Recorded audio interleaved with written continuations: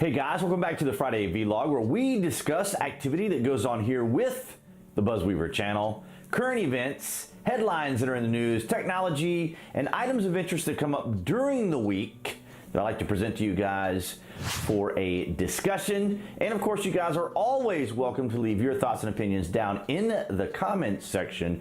Guys, if this is your first time here, I'd like to welcome you to the channel and encourage you guys to click on that watermark down there in the bottom right hand corner to subscribe, along with that notification bell if you guys want to get notifications on when uploads come to the channel, whether it is the vlog or other content here on the channel. So starting it off this week, I happened to come across a channel on YouTube called the Facts Channel, which was just a group of artists, entertainers, comedian type individuals there, actors in the Ireland area that were part of this channel, where it was Irish people try this particular product or that particular product, or they have like little skits and things that they do, reaction type videos. And I was really kind of enamored by it. And I just kind of sat there and kind of slightly binge watched it. I will leave a link to the Facts channel down there in the published section. And then apparently it came to an end in February of this year. And then some of the individual people that were participating there in the Facts channel kind of had already created their own channels and were doing things there. But it was just such an interesting chemistry between all these individuals, and I think you guys will enjoy watching some of that. So the good news is, despite the fact that I discovered that it had ended, because of the timing of me discovering the channel, fortunately they have already started up a new channel. I guess it's under some new producers or something, maybe, or maybe some of the producers from the original Facts channel. But now they have the Try channel. So I'm going to leave that down there in the published section for you guys to check out. It was so much fun to discover these individuals, and they have their own individual channels, some of them. So that was a lot of fun, and I definitely want to share that with you guys. So be sure you check those out down in the published section below. In more serious news this week, we heard about Brett Kavanaugh and a childhood acquaintance or classmate, someone he went to school with, Dr. Ford, who is alleging a sexual assault upon her when they were young people at a party.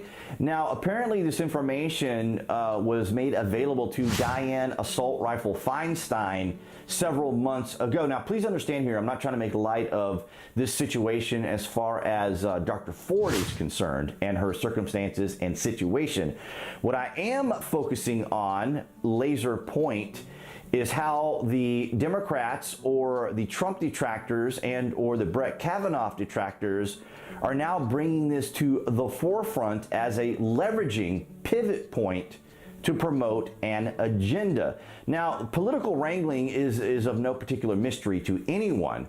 What is unfortunate is how these particular situations, when they present themselves initially, can sometimes be squelched to a point to where they're kind of held in a queue in case they are needed for a last-minute assault. And the thing here is, of course, is that as President Trump mentioned this week, is that there's a great deal of obstruction, a great deal of blocking, and a great deal of political wrangling, which is not unusual. But what is concerning is why this is suddenly going to be a leveraging point against Brett Kavanaugh. And again, not trying to make light of Dr. Ford here, but this is very reminiscent of what we saw in 1991. Now, I know many of you are in that millennial age range and may not recall this particular incident, but this is very similar to what happened to Clarence Thomas. And basically what happened here, the premise, as I'll set it up, is that Clarence Thomas was at his law firm or agency, and there was a Coke can, and there was a little hair on the Coke can, which he identified as a pubic hair, apparently in front of Anita Hill, who took some level of offense to it or found it as some form of harassment towards her. However he may have structured it to her, or suggestions or overtures or double entendre, however you want to infer the information in the way it was exchanged. So this isn't to make light of that situation either, but the idea here is that these types of opportunities aren't a mystery to anyone, but they are used as leveraging points. And what we're seeing here is kind of the devolving of the mainstream media, the Trump detractors, going down into this innate human nature of attacking their enemies at whatever types of devices they can use. It's really, I mean, the mainstream media has become almost a tabloid now, to where there's nothing off limits for them to try to use to leverage their position and influence. And we're seeing that also in the political realm too, that these individuals are so despondent. They are so angry. They are so upset by the current situation, particularly with President Trump being the president of the United States, that these types of incidences that can be sensitive to certain individuals are now being used as leverage, as some form of guarantee to be able to make their point with such gravity that it can affect society and influence society and public opinion. And going back to kind of this public opinion idea, I happened to flip through the channels and saw Como there on CNN mention that Dr. Ford took a lie detector, which in the United States is not admissible in court, because they can be gamed, or you can, or individuals can get through or fake out sort of the encephalograph there thing that they use to do these types of procedures. But nonetheless, he mentioned public opinion, and he's right, because that's kind of what the media wants to create in this country is the jury of public opinion. Now, as someone who worked in law, you can certainly make the distinctions. You know, the great thing I like about law, or the great things I like about our particular system here in the United States, the Constitution, the Bill of Rights, is that I know that common sense, rational people, when they are brought to a point where common sense, rationality, observation, and cognition are required, typically we're going to come out with a better result. But in the background, in the excitement, in the drama, in the things that happen in the background, we have the mainstream media trying to inject itself in there to elicit and or incite society. So if you guys are over in Europe, for example, you guys are probably hearing certain aspects of our media here in this country who are Trump detractors. Now, these individuals have ensconced themselves in these positions, whether it's in media or even in social media. You know, these smaller voices have put themselves in an environment where they have a captive audience, which is society in general.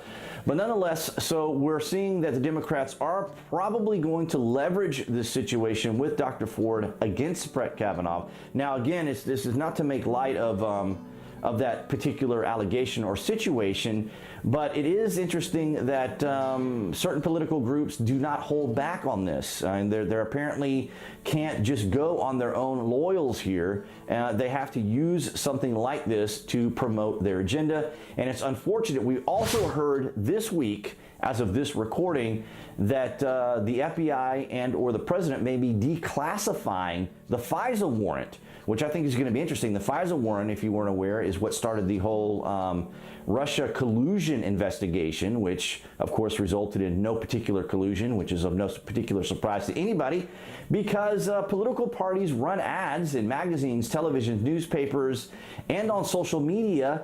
You can watch regular daytime television or evening news and see a ad for a politician every 7 to 13 minutes.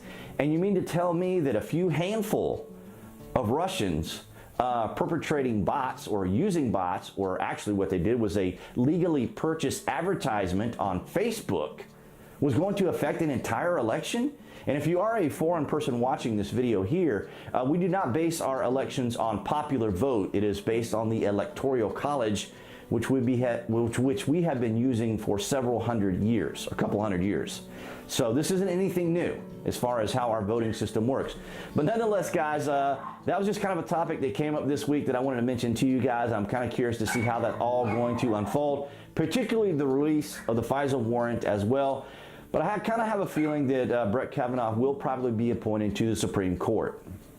I'm going to be leaving a poll up here in the top right-hand corner asking you guys a question about headsets and headphones and whether you guys use a certain type of headset, because in the production world and studio work and then editing videos like I will do with this video here once I am done, I use a closed back headset usually to do a majority of my work. But on occasions I will use over the ear or noise canceling or studio headsets that go completely over your ears, that completely cover them.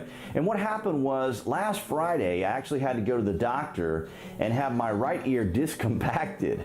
I mean, it had just completely stopped up. I had to go get it taken care of. And this seems to be happening like every 4 years. I started doing a lot of this video work and production about 8 years ago, or more specifically also, I like to watch movies and stuff in 5.1 surround, so I do use the closed over the ear headsets. And I'm wondering or curious if you guys have experienced issues with your particular ears. Now, of course, it can affect your hearing, and another thing that I suffer from is tinnitus or tinnitus, ringing of the ears. But nonetheless, guys, I'm just kind of curious what type of headsets and stuff that you use. And of course, down in the published section there, you'll see a list of the various studio equipments that I use. So you'll see kind of the headsets that I do use. And of course, if you use headsets responsibly and not using them all the time, you should be perfectly fine. But nonetheless, I had to make a little bit of a trip to the doctor to have that corrected. I have a little bit of issues in my right ear still, kind of bothers me a little bit, but hopefully we'll get through all that.